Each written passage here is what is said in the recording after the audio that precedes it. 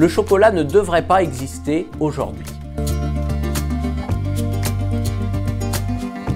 Manger du gâteau au chocolat à notre époque, c'est aussi anachronique que si on mangeait des nuggets de tyrannosaure ou du pot-au-feu de mammouth. À l'époque où ils se sont développés, il y a plusieurs dizaines de millions d'années, un peu après l'extinction des dinosaures, les cacaoyers ont évolué pour collaborer avec les gomphothères. Le gomphothère, c'est une sorte d'éléphant géant préhistorique avec des toutes petites oreilles et des défenses montées à l'envers.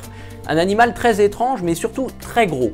Pour satisfaire l'appétit de cet animal très gros, le cacaoyer a développé des fruits énormes, les fameuses cabosses de chocolat que le gomphothère mangeait et dont il dispersait ensuite les graines, un peu à la façon dont un certain lapin de Pâques disperserait, dit-on, les œufs en chocolat dans nos jardins. Ça permettait à la plante de se disperser et donc de conquérir de nouveaux territoires, et ça permettait à l'animal de se régaler.